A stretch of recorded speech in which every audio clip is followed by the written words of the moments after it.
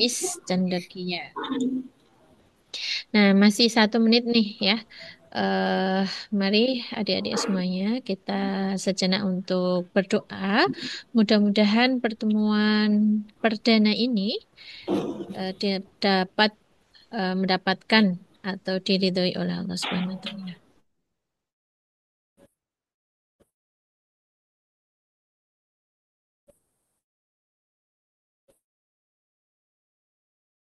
Iya karena itu Baik. iya karena stain itu syaratal mustaqim syaratal ladzina an'amta 'alaihim ghairil maghdubi 'alaihim waladdallin.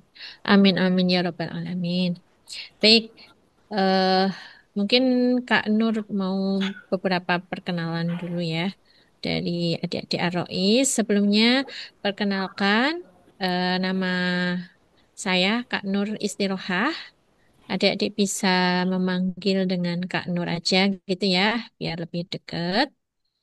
Mungkin eh adik-adik ini dari mana saja ini? Boleh kita perkenalan dulu. Sebentar, Kak Nur lihat coba di daftar. Dari Semarang. Semarang. Dari Semarang semua.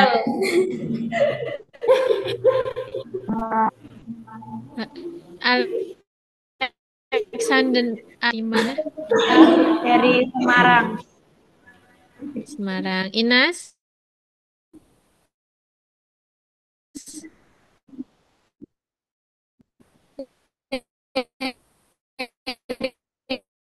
Semarang.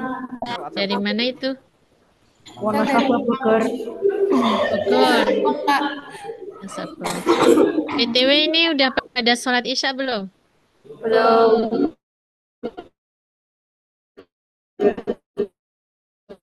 Belum. Nih. Nanti saknya ringan ya. Eh,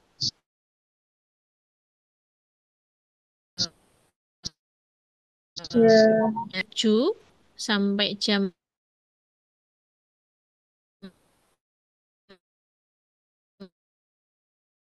8. Jam 8 sampai jam 9. Begitu. Jangan lupa nanti habis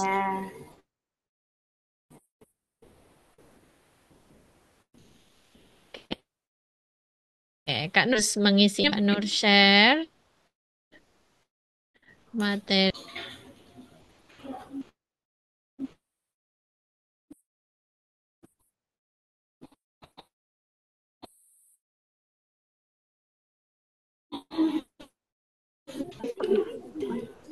Sudah belum? udah. Ini ya, adik-adik dalam SNPDB Manis seluruh Indonesia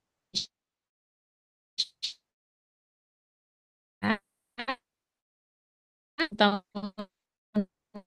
untuk kajian ini jenis soal-soalnya itu perilaku atau perasaan. Jika kalian masuk sekolah atau kalian berbuat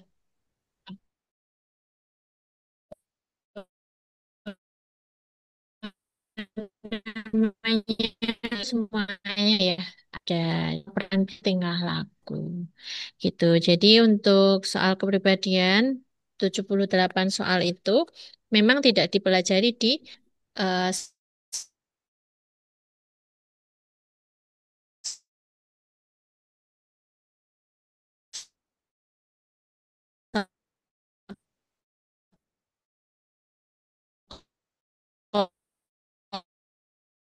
sekolah ya di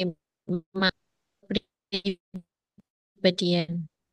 Cara seorang individu bereaksi dan berinteraksi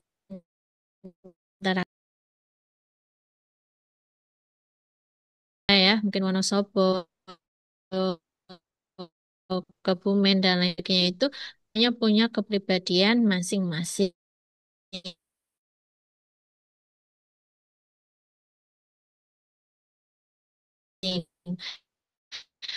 kepribadian yang ruhan, kita ngomong, ngobrol, cara kita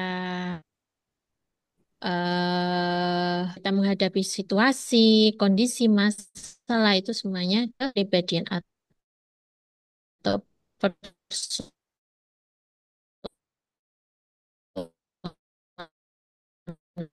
Kenapa tes kepribadian?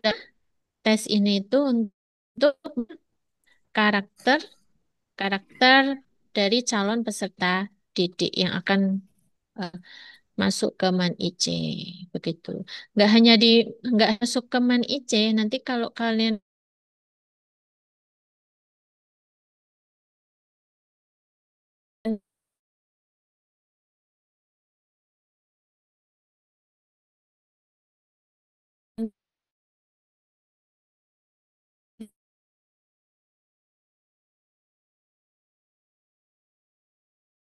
sudah juga untuk mau mendaftar PNS ya atau mendaftar P3K atau mendaftar yang lainnya. Biasanya tes-tes kepribadian itu selalu mengiringi seperti itu. Karena tes ini sangat penting ya.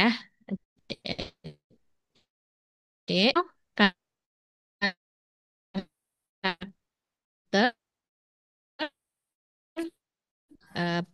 sama tentunya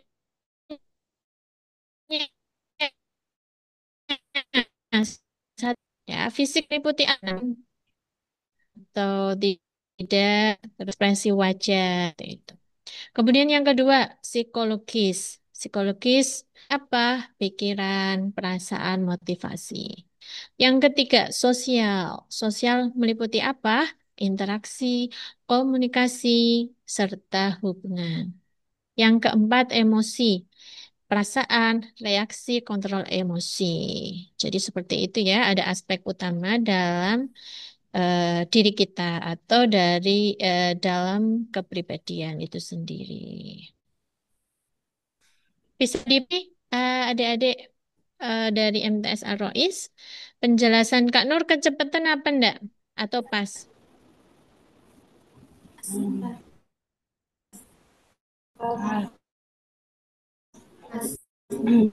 Kalau kecepatan bisa langsung di ini ya, langsung gitu. Selanjutnya karakteristik kepribadian. Kalau tadi Kak Nur sebenarnya ada definisi aspek kepribadian. Apa sih karakter dalam kepribadian itu sendiri meliputi apa saja? Tentu ya, abilitas, atau konsisten dalam berperilaku dan emosi. Ketika ada salah atau apa namanya emosi itu eh, perasaannya atau perilaku itu konsisten atau ada perubahan. Atau dalam publik itu istiqomah tidak. Emosinya labil apa enggak atau berubah-ubah. Ya, kalau dari adik-adik kan masih masa-masa remaja ya biasanya itu emosinya kadang naik, kadang turun karena itu dipengaruhi oleh hormon ya, hormon pertumbuhan ya, hormon wanita dan laki-laki pasti beda. Jadi kadang remaja itu masih kadang tiba-tiba sedih gitu ya, kadang tiba-tiba senang, sebab kadang bingung, kadang galau, terus kadang gitu ya. Adik-adik yang di Arais kan ini ya mungkin pas MT mungkin homesick atau tiba-tiba kangen rumah. Nah, itu apa namanya suatu perubahan dalam pribadi itu sendiri. Itu apa saja ya stabilitas? Sama apa enggak atau labil apa atau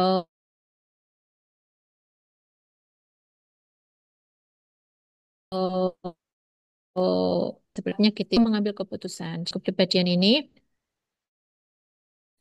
ya ini kemandirian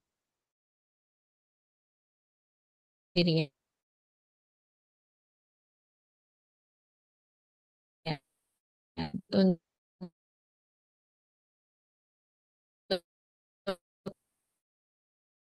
mandiri luar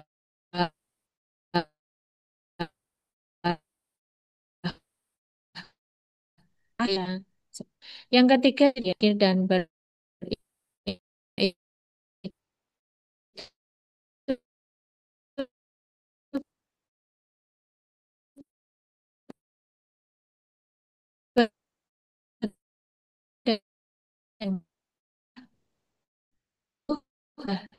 harus dihemat di masalah ikut namanya, ikut menenangkan, ikut sedih gitu, ikut berpartisipasi ya dalam apa namanya kegiatan dari Alexander. Kenapa Alexander sedih kayak gitu? Kemampuan memahami perasaan orang lain. Bukan sebaliknya, kalau ada temannya yang kesakitan atau temannya yang sakit, malah tidak berempati, malah acuh tak acuh atau malah menyukurin gitu ya. Nyukurin itu maksudnya malah menari-nari di atas penderitaan orang lain gitu ya, seneng gitu ya. Bukan seperti itu ya. Jadi empati itu rasa kita memahami perasaan orang lain. Kalau perasaan orang lain lagi sedih ya kita ikut merasakan kesedihannya.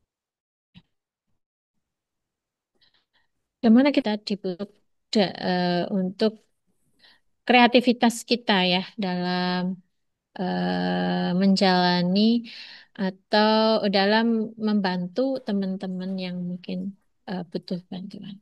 Seperti itu. Oke, selanjutnya karakteristik kepribadian yang kelima yaitu kedisiplinan, yaitu kemampuan mengontrol diri, kemampuan dalam bersikap apalagi di pondok pasti tata tertibnya banyak ya. Beda kalau kalian nggak mondok pasti lebih bebas seperti itu. Jadi nanti ada soal-soal juga tentang dari ini ya, dari ketujuh ini ya. Nanti ada empati, ada kedisiplinan, bagaimana cara kalian menyelesaikannya. Semisal Alexander bangun kesiangan, ke Alexander, bagaimana sikap Alexander? Harus bagaimana kayak gitu. Yang keenam, kepemimpinan, yaitu kemampuan memimpin dan menginspirasi. Ini kalian dicek untuk eh, pemimpin-pemimpin masa depan, pemimpin diri sendiri dulu ya. Kalau sudah bisa, baru memimpin teman-teman, memimpin yang lebih jangkauannya luas, gitu ya. Mungkin nanti ada yang jadi gubernur, bupati ya, presiden gitu, dan lain sebagainya. Ketujuh, kemampuan beradaptasi, yaitu fleksibilitas dalam menghadapi perubahan. Ini kalian dari awalnya tidak mondok, terus sekarang mondok, itu merupakan adaptasi dari yang awalnya nyaman menuju zona yang tidak nyaman. Ya, ini bisa dimengerti ya, adik-adik ya. Ini merupakan ketujuh ini merupakan ciri-ciri dari kepribadian. Nanti soal-soalnya juga meliputi ini, gitu. Oke, selanjutnya next kita akan berbicara tentang tokoh ya, Big Five personality yang di mana ini merupakan tes kepribadian yang disusun dan dicetuskan oleh Oliver Pak John ya. Kak Nur bilangnya Pak John gitu ya biar enak diingatnya. Ini ya, apa saja? Yang pertama extraversion, interaksi sosial. Yang kedua neuroticism, ini pengelolaan emosi. Yang ketiga agreeableness, rasa empati. Tadi sudah disebutkan dalam karakter apa ciri-cirinya. Yang keempat yaitu consistentness. Maaf ya kalau Kanur bacanya mungkin salah ya, atau lebih pintar dari kalian ya bacanya. Ini yang keempat adalah motivasi berprestasi dan yang kelima yaitu openness. Di sini eh ada contoh-contohnya. Pertama, kita membahas tentang Big Five personality dari eh, eh, Oliver P. John ini, yaitu interaksi sosial. Di sini ada interaksi sosial yang tinggi, ini yang berwarna merah, dan interaksi sosial yang rendah, ini yang berwarna apa ini, biru ya. Kalau yang tinggi itu lebih mudah dalam bersosial dan memiliki energi yang cukup banyak untuk dikeluarkan ketika berada dalam situasi sosial. Sementara kalau yang rendah ini kebalikannya. Kalau ini mempunyai energi yang cukup banyak, kalau ini energinya lebih rendah dari yang lain. Ini bisa dikatakan kalau yang apa namanya yang tinggi, yang interaksi sosial yang tinggi itu namanya yang rendah, interaksi sosialnya yang rendah namanya introvert. Kalau ini Kak Nur yakin adik-adik tak, oh aku aku ini punya kepribadian yang introvert karena suka dengan dunianya sendiri, dengan apa namanya kalau belajar pengennya yang di tempat yang sepi, jauh dari keramaian. Terus kalau yang introvert itu sukanya ya bergaul, berbincang-bincang sampai ada habisnya gitu ya. Bermain, bersendauku, terus ramainya. Kalau punya interaksi sosialnya itu rendah atau baterainya sudah sangat ini ya, sangat low atau sangat rendah sekali. Itu biasanya ya magerah ya di kamar kayak gitu ya.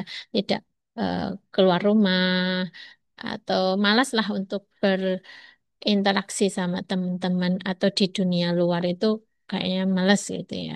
Itu kalau yang punya sifat introvert. Jadi ini bukannya ekstrovert. Introvert. Introvert. Introvertnya gimana sampai apa? Taraf apa? Kalau belajar, kalau hafalan di tempat yang sepi mungkin atau suka menyendiri?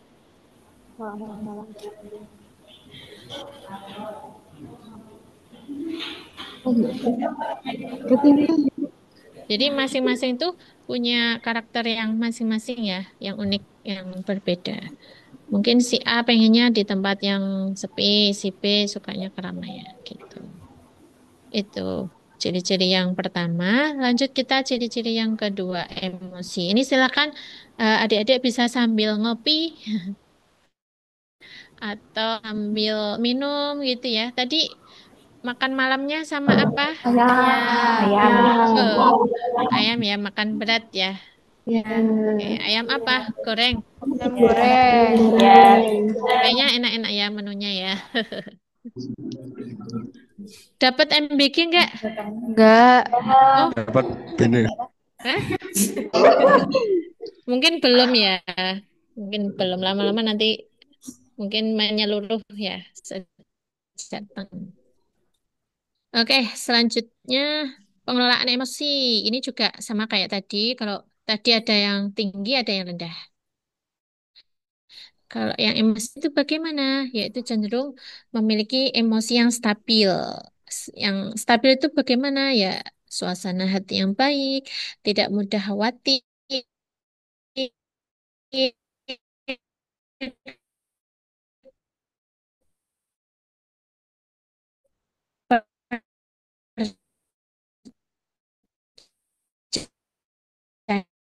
percaya diri itu. Yaitu soal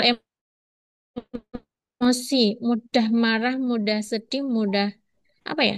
Mudah emosinan gitu ya. Mudah emosinya itu meluap-luap.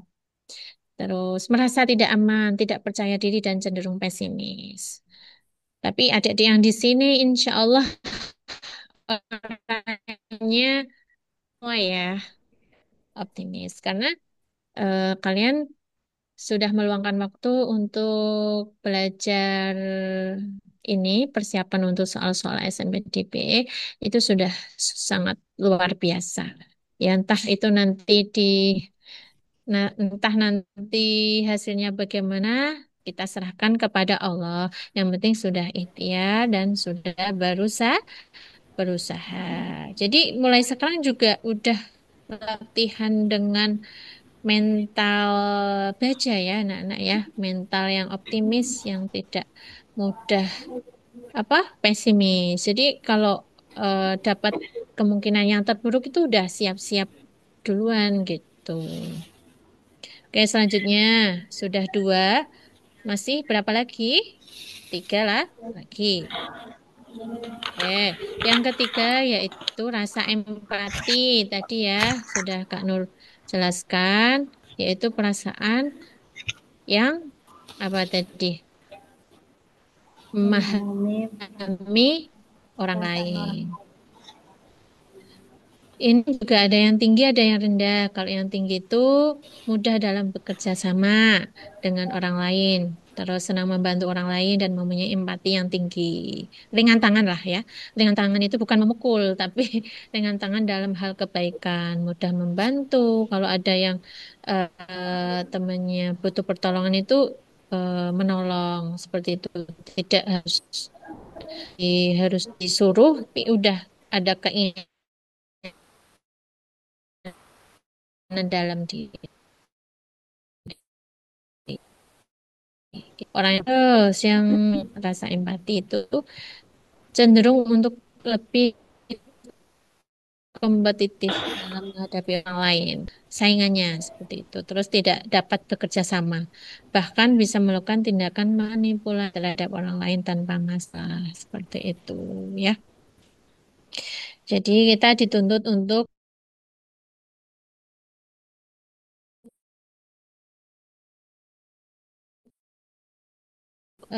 hidup bareng-bareng kayak kalian tuh di pondok pastinya kami saling menolong ketika ada teman atau pelajaran sains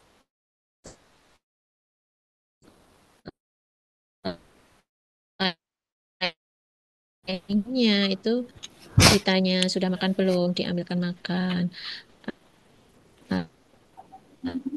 atau perhatian yang lalu. Ke Kak Nur, yang keempat ya, pintar sekali. Yang keempat, motivasi berprestasi. Ya, ini seperti kalian ini ya, seperti adik-adik di MTS Arois. Ini motivasi berprestasinya yang apa namanya termasuk tinggi. Seperti apa itu? Yaitu motivasi berprestasi merupakan individu dengan tingkat perhatian yang tinggi, memiliki kontrol impuls yang baik, serta berpikir dengan cara yang rinci dan terorganisir. Saat mengerjakan sesuatu, mereka juga fokus pada tujuan dan rencana awal yang sudah dibuat. Nah, ini kalian kan motivasi berprestasinya kan tinggi ya. Kalian sudah mempersiapkan jauh-jauh hari untuk belajar soal-soal SMPDB agar nantinya pas tes dilaksanakan itu sekitar Februari mungkin ya. Jadi kalian masih ada waktu untuk belajar sekarang November, Desember, Januari 2 bulan itu ya. Jadi setiap hari silahkan latihan secara mandiri. Setelah Zoom ini selesai, kalian bisa mungkin baca-baca, bisa latihan secara mandiri, diulang-ulang terus, dilatih terus, biar nanti di Februari itu kalian lancar dalam mengerjakannya. Soal diterima atau tidak, yaitu urusan nanti. Anggap aja ini sebuah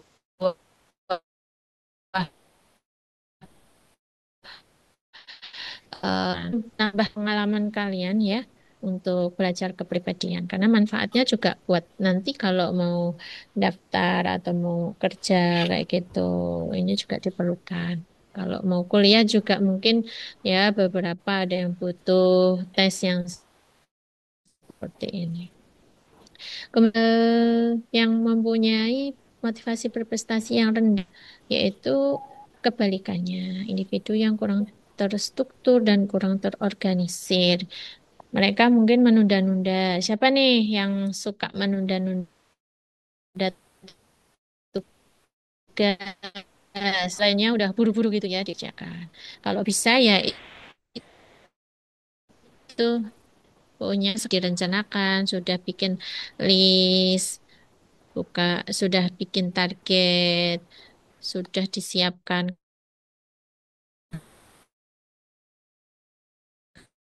Kalau besok hari Senin malam sebelumnya gitu.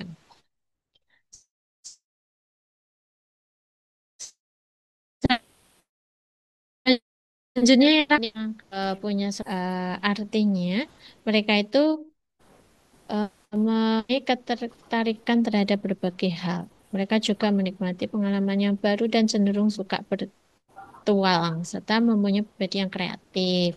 Itu yang mempunyai keterbukaan. Seperti kalian belajar, belajar sekarang itu bisa dimanapun dan kapanpun di mana aja gitu ya. Walaupun kita jauh-jauh ya, Kak Nur dari Semarang, ya kita bisa pun tatap ya seperti itu. Berarti kalian openness, kalian terbuka mau menerima perubahan bahwa belajar itu nggak melulu harus di kelas duduk manis menghadap ke tembok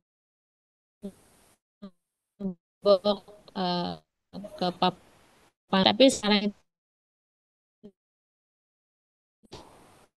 itu belajar bisa kan punya. Tapi kalau yang punya keterbukaan yang rendah, biasanya masih pikirannya konservatif, tradisional, sulit untuk berubah, sulit untuk menerima ide, sulit untuk apa namanya hal-hal yang baru.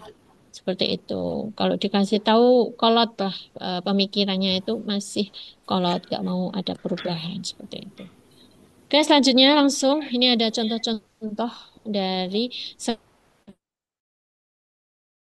hal Big Five persiapkan Oliver Pajon tadi ya dari eh tes kepribadian. Itu ada peta-petanya. Mungkin ada yang mau tes suara untuk membacakannya dari interaksi sosial. Ini yang ada yang tinggi, terus ada yang rendah. Ini tiga tinggi dan tiga ini rendah.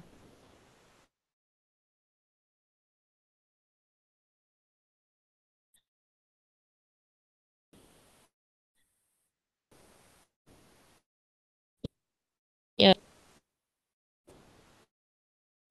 ini aja.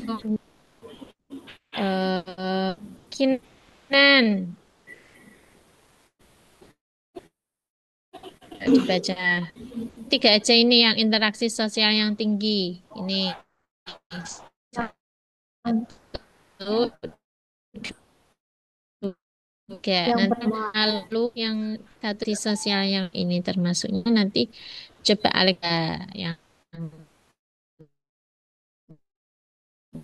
baca. Dan, tahu dan menambah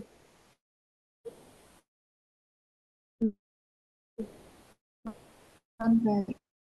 Itu dari lingkungan memulai pembicaraan dengan kelompok dan lebih banyak berbicara di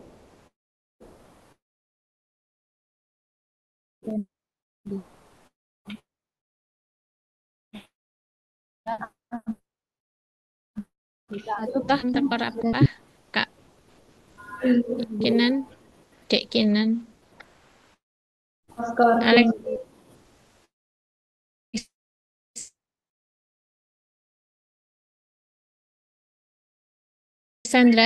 kedua bekerja atau belajar sendiri serta mempunyai kesempatan-kesempatan bisa sendiri. Yang terakhir, menahan diri untuk tidak berbicara sebelum diminta orang lain atau terpaksa berbicara karena tuntutan terbicara dibanding orang lain pada umumnya. Oh, oke. Dan Robert dan ya. Oke, Robert, yang mana? Ya, Eh, Ambivert. ekstrovert ya. Kalau Alexandra, Introvert. oh, introvert. Berarti kalian kalau nggak ditunjuk nggak mau maju gitu ya? Kalau nggak disuruh bicara,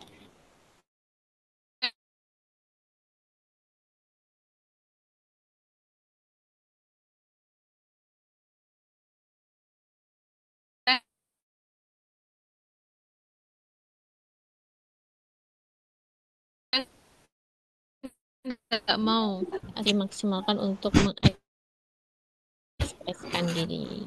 Latihan. Kalau Kinan biasanya tadi yang introvert siapa? Alexandra ya. Kalau mungkin Alexandra itu kalau punya perasaan bahagia itu eh, coba diekspresikan teman-teman. Hei teman-teman gitu. Apa namanya? Coba latihan dari kamar terlebih dahulu. Buka pintu, hai teman-teman semuanya.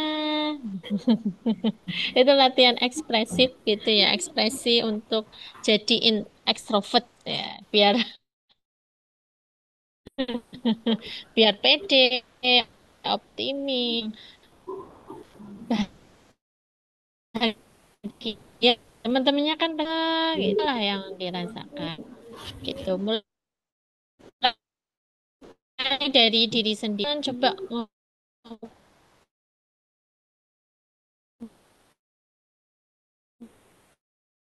ngomong sama kaca, ngomong ditutupin bantal gitu dengan suara. Atau itu lagi nggak sore hari atau pas waktu-waktu senggang itu coba jalan-jalan sambil eh, ngomong atau nyanyi-nyanyi gitu ya.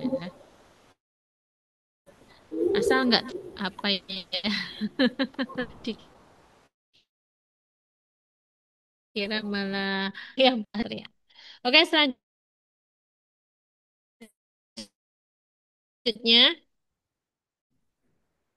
oke nanti ada juga ada yang ini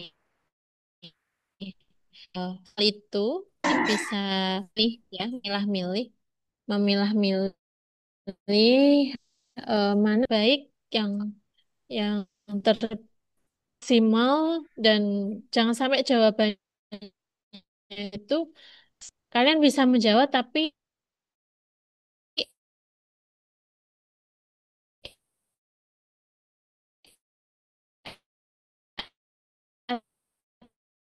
atas mungkin mungkin siswa baru terus dia disuruh apa namanya memperkenalkan diri itu harus sikapnya seperti apa atau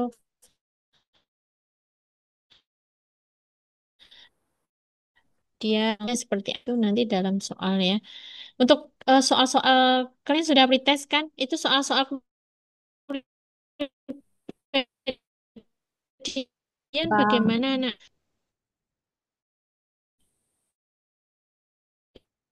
gampang ya. Titip pesan jangan sampai soal itu ada yang salah ya. Jadi dimaksimalkan, jangan sampai ke bawah perasaan yang harusnya saya kalau di secara pribadi harusnya jawabannya kayak gini. Tapi kalau kalian pas mengerjakan sebisa mungkin mengerjakan dengan baik, dengan maksimal, dengan yang harusnya eh,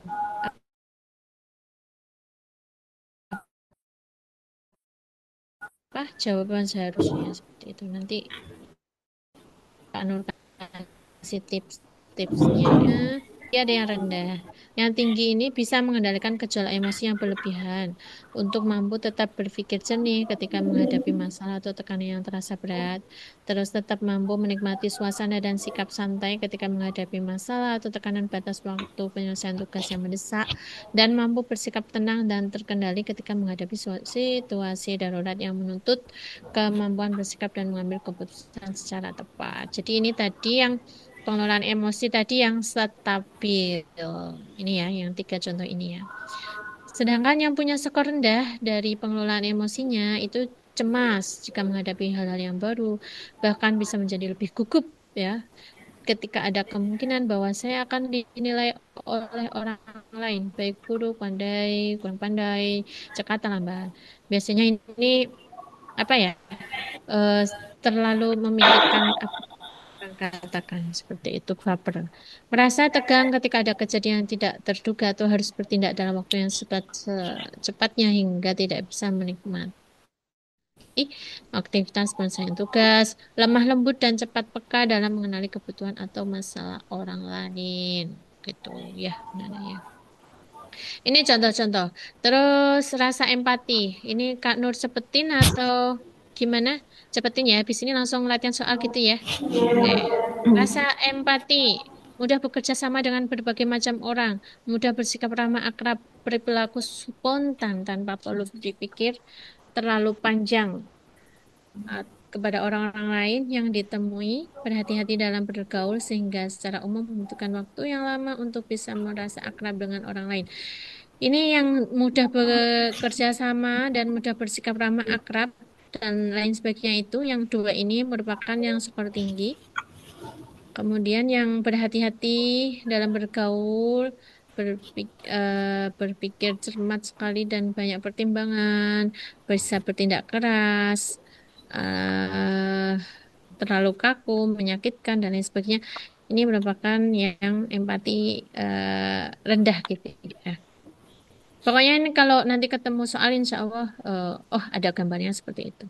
Terus mengatur kegiatan yang akan dilakukan dengan perencanaan yang cermat, terbiasa menyelesaikan pekerjaan secara bertahap dan teratur, terus rapi dalam menata barang-barang agar penempatannya mudah dikenali merupakan motivasi berprestasi dengan skor yang tinggi.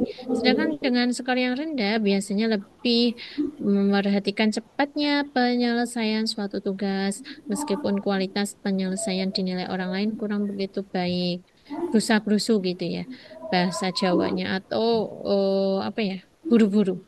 Bisa merasa kebingungan jika dituntut untuk menyelesaikan beberapa tugas sekaligus dalam waktu yang sangat terbatas, karena berarti bahwa jadwal pengerjaan semuanya harus diatur secara ketat.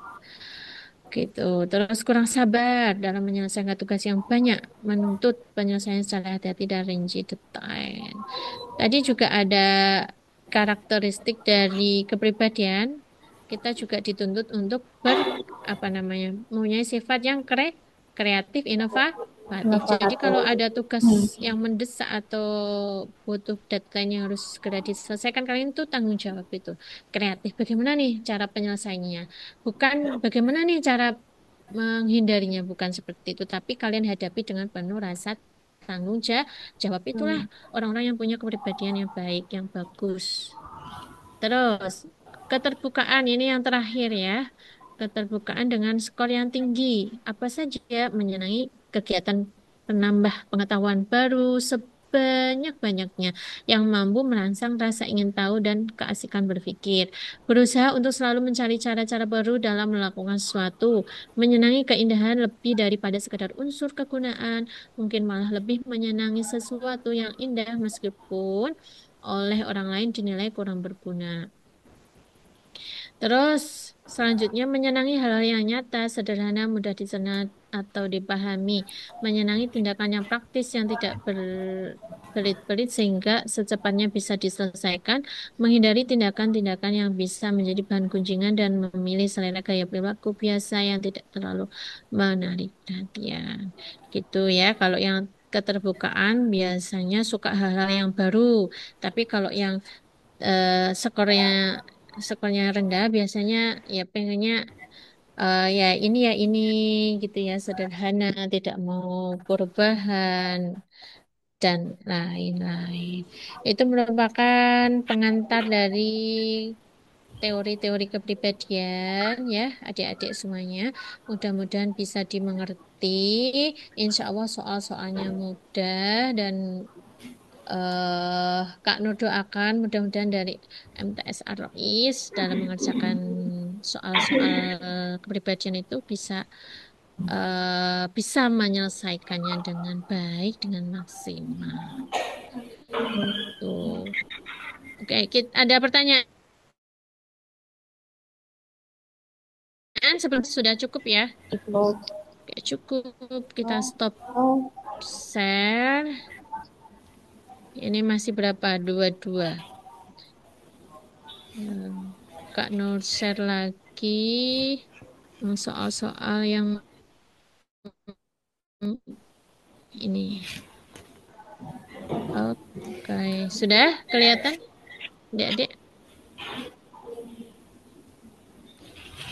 Oke. Soal kepribadian. Ini kemarin Kak Nur bikin September ya, belum Kak Nur rubah. Ini kalian bayangkan aja, ini pas bulan September gitu. Coba ada yang mau mungkin membaca sekaligus menjawab? Ada enggak? Early? Ya, silakan.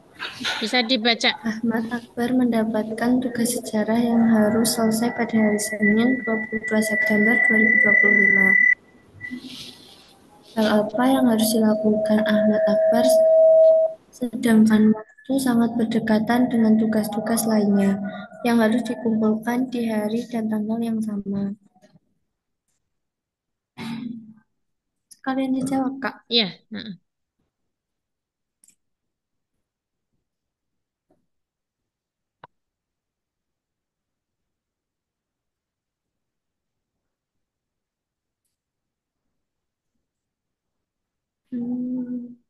C. Yuk, yang yang mantap jawabnya. Jangan ragu-ragu. Bentar. Harus apa tadi? Harus yakin.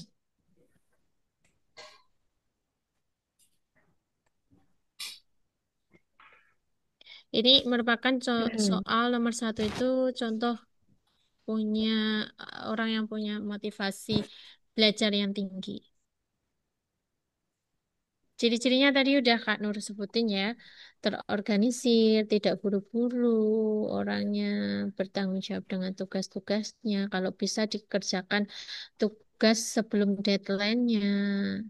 Nah, berarti jawabannya apa? C. C. Ya, benar sekali.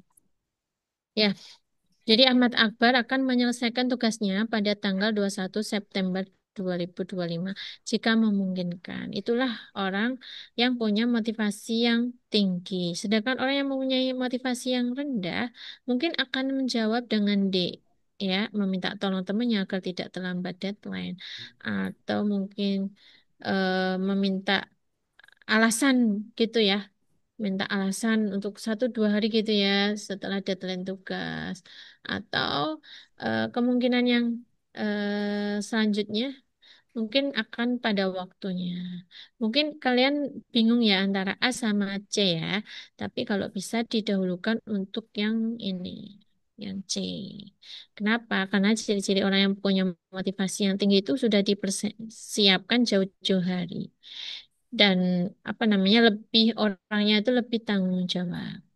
Ini kalau misalnya ini ada skornya, mungkin yang C itu skornya 5, yang A skornya 4 atau ya di 4, yang B mungkin skornya 3 dan terakhir mungkin skornya 0 ya dan lain sebagainya.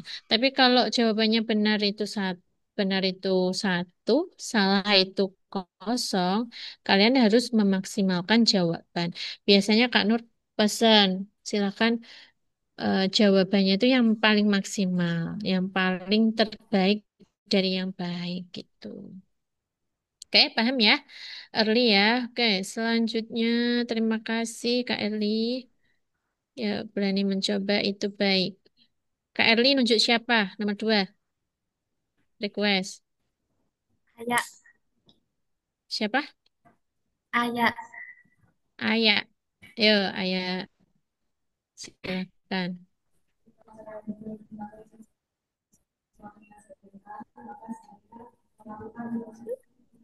Suaranya Ayah masuk ya. Kan ya. Ayah dari mana ini? Dari Semarang. Oh, Semarang. Yuk, Ayah, Ketika sesuatu yang saya jawabannya apa inginkan, maka ya? saya melakukan introspeksi dan memperbaiki upaya. Iya, betul sekali jawabannya Ayah. Kenapa Ayah menjawab D?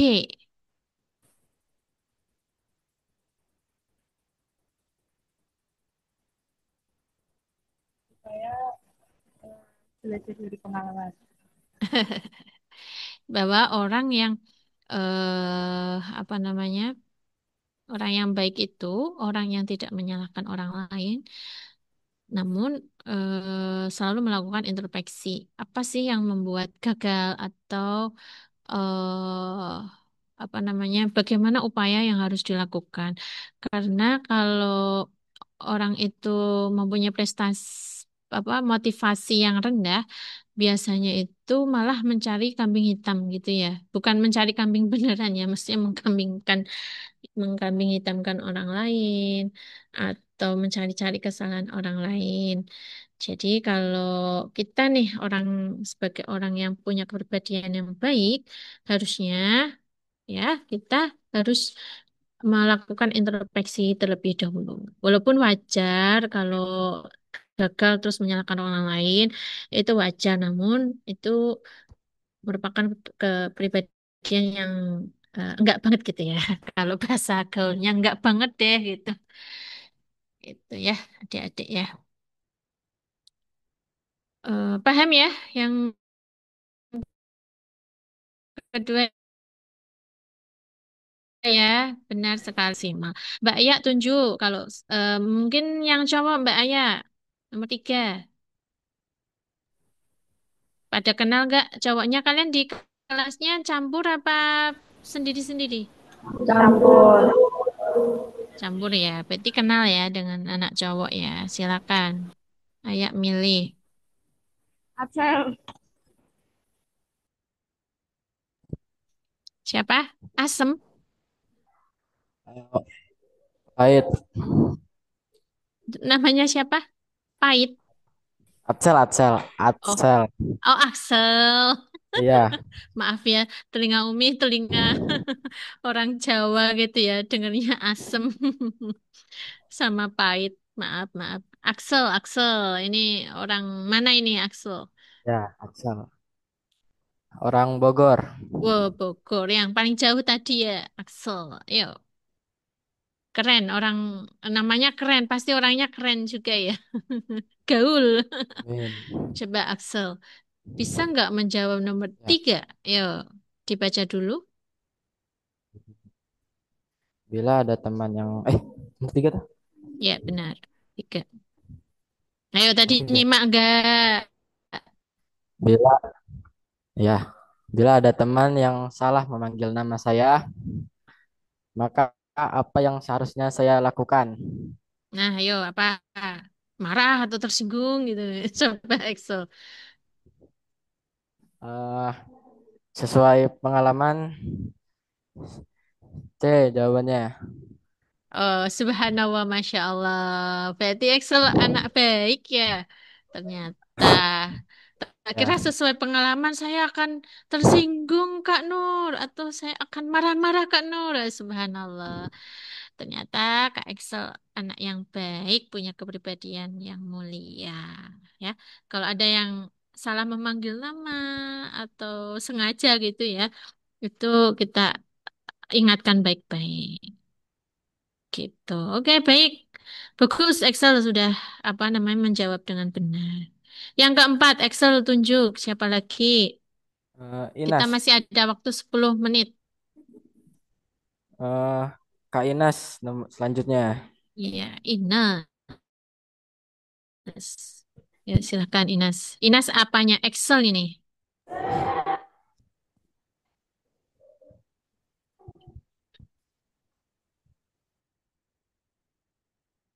Ya, Ines.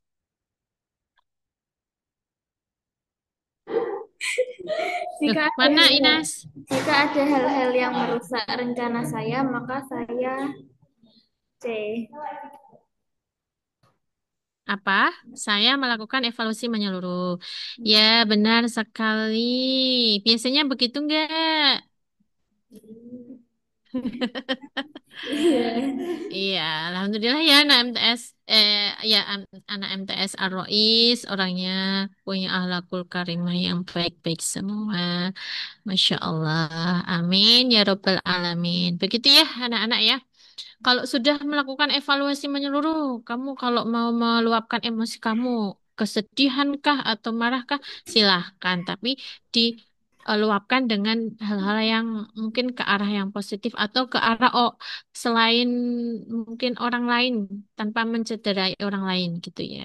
Jadi Kak Nur itu nggak akan membatasi kalian, misal kalian mau marah ya silahkan marah, tapi asal nggak apa ya melukai orang lain atau melukai diri sendiri jangan sampai ya untuk min dzalik. Mungkin kalian marahnya kalian luapkan dengan cara bersih-bersih, bersih-bersih kamar ya atau yang hal-hal yang positif lah ya gitu. Oke ya, adik-adik. Terus nomor 5 yuk. Siapa Inas? Akmil. Akmil. Yuk, Akmil. Terima kasih Inas. Di lingkungan sekolah yang baru.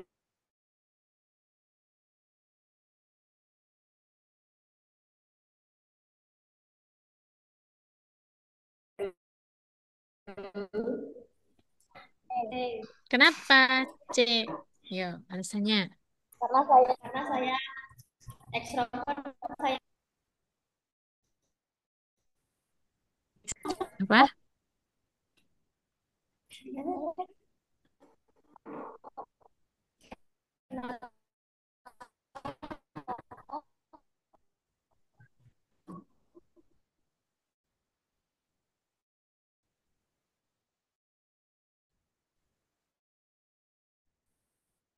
Karena itu apa experience saya 2 tahun Wah, libur. Masya Allah. Ya, ikut Zoom, ditinggal tidur atau benar-benar disimak? Disimak, disimak. Nggak pernah As- tidur. Subhanallah. Perlu